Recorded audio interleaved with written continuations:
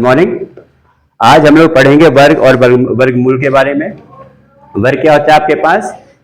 किसी भी संख्या को उसी संख्या से गुणा करने पर हमें जो भी गुणनफल प्राप्त होता है उसे हम कहते हैं वर्ग। जैसे हम उदाहरण के लिए हमने क्या लिया है, 2 गुणा 2, 2 का वर्ग क्या हो जाएगा? 2 गुणा 2 बराबर 2 की घात 2, 2 की घात 2 बराबर क्या हो जाएगा? 4। ये आपने पढ़ा क्या है? अगर 4 का वर्ग निकालना होगा तो 4 गुणा 4 हो जाएगा 4 की घात 2, ये क्या आएगा? 16। अब ये आप लोगों ने घातांक में पढ़ा हुआ है कि अगर आपके पास 4 की घात 2 होता है तो 4 को हम लोग क्या बोलते हैं? आधार। 4 को क्या बोलते हैं बेटा? आधार। 2 को क्या बोलते हैं? घातांक। यानी यहां से हम लोग ये निष्कर्ष निकाल सकते हैं किसी भी संख्या का या किसी भी परिमेय संख्या की अगर घात 2 है तो वो उस संख्या का वर्ग है। जैसे 2/3 का वर्ग क्या हो जाएगा? 2/3 की घात 2, 2/3 गुणा 2/3 हो जाएगा 4/9। ठीक, एक तो वर्ग ये हो गया। अब दूसरी बार आपने वर्ग ये भी सुना है, वर्ग मतलब क्या हो गया? भुजा गुणा भुजा। जैसे वर्ग आपके पास एक चतुर्भुज आकृति है जिसकी चारों भुजाएं बराबर है। यह आपके पास गणित के टीएलएम में है। ये देखिए, ये एक भुजा है, दूसरी भुजा है, तीसरी भुजा है, चौथी भुजा है। 4 भुजाओं से घिरी आकृति को हम लोग कहते हैं वर्ग। प्रत्येक भुजा के बीच में कोण कितने का है? 90 डिग्री का। 90 डिग्री को हम लोग समकोण भी कहते हैं। समझ में आ गया? और आपने जो कैरम बोर्ड खेलते हैं बेटा, कैरम बोर्ड भी आपके पास वर्गाकार आकृति का ही होता है। कैरम बोर्ड देखा होगा आप लोगों ने। इसी तरह से आपके पास चेस है, शतरंज है। कुछ केसेस में आपके पास लूडो की भी चारों भुजाएं बराबर होती है, वो भी वर्ग हो जाएगा। वर्ग आपके पास कैसी आकृति है? इसमें 2 डायमेंशन है, एक लेंथ है, एक लंबाई है, एक चौड़ाई है ना। अब इसी वर्गाकार इसको आकृति को मिला के हमें क्या मिलता है? घन, क्यूब, है ना। जैसे यहाँ पे क्या है, हर एक जो सरफेस ये भी क्या है? वर्गाकार है। ये भी क्या है? वर्गाकार दिख रहा है ना यहाँ पे। अब इसी 6 तरह की सरफेस को मिला दोगे तो क्या बन जाएगा बेटा? क्यूब बन जाएगा, जिसको हम लोग कहते हैं घन। ये आपने छोटी कक्षाओं में भी पढ़ा है ना। इसमें देखो लंबाई दिख रहा है, चौड़ाई ये हो जाएगा, ऊंचाई ये हो जाएगा। 3 डायमेंशन इसमें हो गई है, तीनों आपस में बराबर हैं, तो हम कह सकते हैं क्या हो गया? ये घन। ठीक, ये वर्ग समझ में आ गया है। अब वर्ग के बाद हमारे पास एक और चीज आई है, वर्गमूल। वर्गमूल क्या होता है भाई? वर्गमूल 2 का वर्ग हमने क्या देखा? 4 है, तो 4 का वर्गमूल क्या हो जाएगा? 2। 1 का वर्ग क्या है? 1 गुणा 1 बराबर 1, तो 1 का वर्गमूल 1। इसको हम कैसे शो करते हैं बेटा? कैसे इसको हम लोग दिखाते हैं? ऐसे, ये चिन्ह होता है। ठीक, अगर यहां पे 9 लिखा है तो क्या होगा? 9 के अभाज्य गुणनखंड क्या हो जाएंगे? 3 गुणा 3। ठीक, अब ये क्या होगा? ये हल करने पे क्या आ जाएगा? 9 आ जाएगा। ठीक है, आपको ये ध्यान आ रहा है? हम लोगों ने पढ़ा था जैसे अगर ये स्क्वायर रूट या वर्गमूल a है तो इसको हम क्या लिख सकते हैं? a की घात हाफ लिख सकते हैं इसे। a क्या है? कोई भी परिमेय संख्या है। a को कह सकते हैं कोई भी परिमेय संख्या है। और परिमेय संख्या याद है किसी को क्या होती है? ऐसी संख्या जिन्हें हम p by q के रूप में लिख सकते हैं, जहाँ p q पूर्णांक का q नॉट इक्वल टू 0। हाँ, जिसको हम p/q के रूप में लिख सकते हैं। और p और q आपके पास पूर्णांक है, इंटीजर है, पूर्णांक है। और q क्या है? 0 नहीं हो सकता है, क्योंकि q आपके पास हर में है। सही है। यहां पे अभी जो मैंने संख्याएं दी थी, कौन सी संख्याएं थी? ये सब धनात्मक। कई संख्याएं थी? धनात्मक। अब चलो एक और केस लेते हैं। अगर मैं कहता हूं -2 का वर्ग, -2 का वर्ग क्या हो जाएगा? -2 गुणा -2 कितना हो जाएगा? माइनस गुणे माइनस प्लस, 2 गुणे 2 4। सही है। यानी अब यहां से तो बेटा ये भी आ गया कि 4 का वर्गमूल क्या हो जाएगा बेटा? हम इसको ऐसे भी कह सकते हैं, फिर वर्गमूल 4 को -2 भी कह सकते हैं। और अभी हम लोगों ने क्या देखा था? वर्गमूल 4 क्या है? धन 2। भाई ये 2 किस चिन्ह के साथ है शिफान? धन 2 हो गया। अब यहां पे यानी हम लोग क्या कह सकते हैं? अब यहां से देखो क्या क्या किस किस निष्कर्ष पे हम लोग पहुंचे हैं, किस किस निष्कर्ष पे हम लोग पहुंचे हैं। मान लो यदि आपके पास x कोई अगर प्राकृतिक संख्या है, x यदि कोई प्राकृतिक संख्या है तो x का वर्ग क्या हो जाएगा?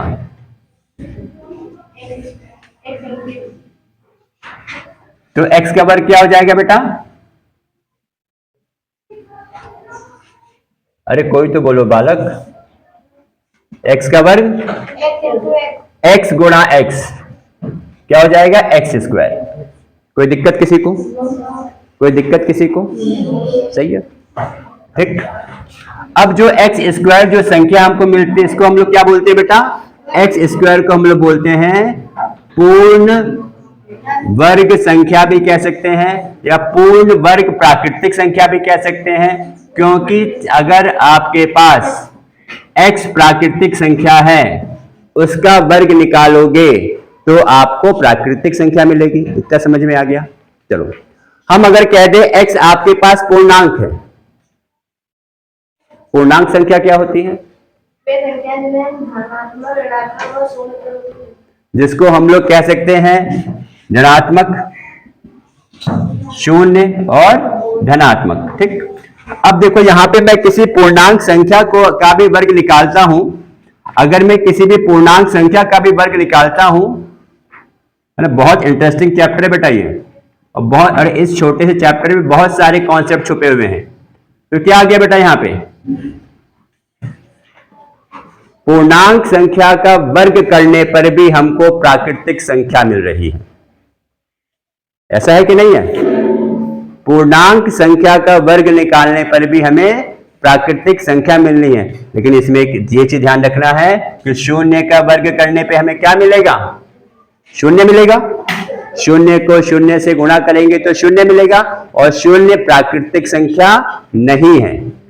शून्य प्राकृतिक संख्या नहीं है। यानी आपसे एक ऐसा प्रश्न पूछा जाए, ऐसी कौन सी पूर्णांक संख्या है जिसका वर्ग करने पर हमें प्राकृतिक संख्या नहीं मिलती है, तो हो जाएगा आपका शून्य।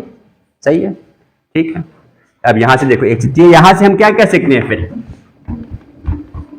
ये कह सकते हैं बेटा कि अगर स्क्वायर रूट या वर्गमूल 4 है, इसका मान +2 भी हो सकता है, -2 भी हो सकता है। हो सकता है नहीं हो सकता? क्योंकि -2 को 2 बार गुणा करने पर 4 मिलता है, और 2 को 2 बार गुणा करने पर भी 4 मिलता है, ठीक है। यानी अब इसमें से क्या आ गया दिमाग में कि अगर एक 2 मिला है, एक -2 मिला है, 2 कैसी संख्या है? प्राकृतिक संख्या है। 2 कैसी संख्या है? प्राकृतिक संख्या है ना। वह संख्या जो गिनती करने वाली संख्या होती है, और लेकिन -2 आपके पास प्राकृतिक संख्या नहीं है। -2 आपके पास प्राकृतिक संख्या नहीं है, ठीक है। सही है मोइन? ठीक, डाउट किसी को? आगे समझ में? यानी हम कह सकते हैं वर्गमूल ऑफ एक्स स्क्वायर क्या मिलेगा? +-x वर्गमूल of X square, where X can be, X क्या हो सकता है? कोई भी परिमेय संख्या। भाई परिमेय संख्या भी तो काम यही करेगा। अभी तक हम लोग प्राकृतिक संख्या के लिए पढ़ रहे थे। अगर मैं यही कह दूं यहाँ पे कि -2/3 गुणा -2/3 कितना हो जाएगा? भाई अगर -2/3 का वर्ग निकालना हो तो -2/3 गुणा -2/3 ये कितना हो जाएगा? माइनस गुणे माइनस प्लस 4/9 हो जाएगा। यानी यहां से हम क्या सीख सकते हैं कि 4/9 का जब वर्गमूल निकालेंगे तो +-2/3 आ जाएगा, +-2/3 आ जाएगा। इतना समझ में आ गया? ठीक है शिफान, इतना समझ में आ गया है, ठीक है। अब इसके बाद यहां पे क्या है? अब इसमें क्या है बेटा? अब देखो किसी भी सम संख्या का अगर निकालते हो वर्ग, सम संख्या क्या होती है भाई? ये पता होना चाहिए। सम संख्या क्या होती है सिफाना बताना चाहेंगे?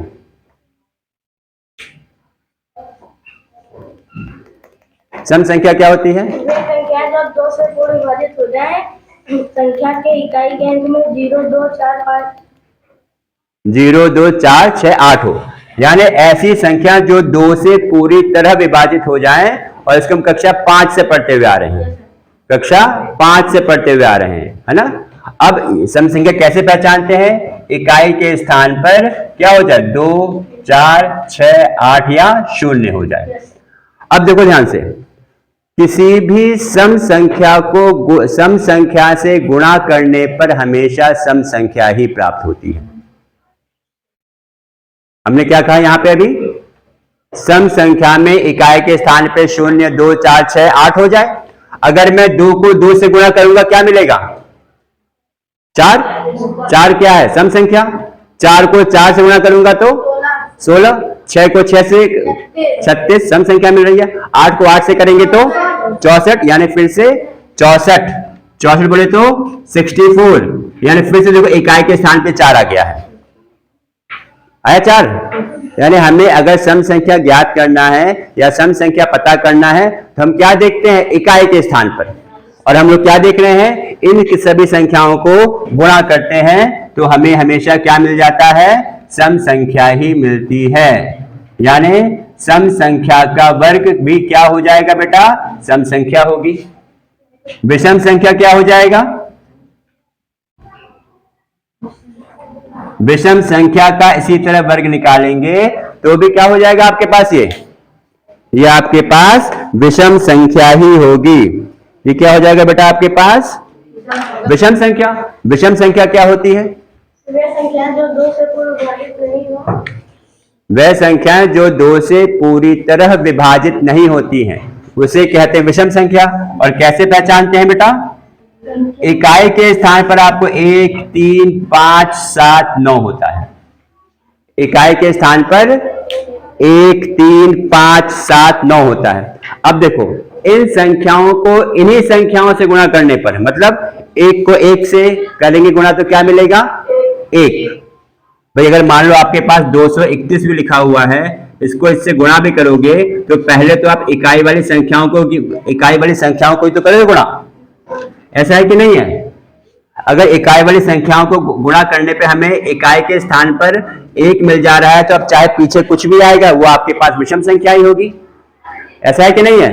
वैसे ही मान लो अगर यहाँ पे 435 है, 435 को मैं गुणा करूंगा तो पहले हम इन्हीं को तो गुणा करेंगे इकाई वाली संख्याओं को, तो क्या मिलेगा? 5 पंजे 25। अब बाकी इधर कुछ भी आए लेकिन हमें इकाई संख्या पे 5 मिल गया है। तो हम ये बहुत इंपॉर्टेंट चीज है, समझ लीजिए। ये आपका इंटर तक काम आता है और कॉम्पिटिशन प्रतियोगी परीक्षाओं में भी इसको बताया जाता है।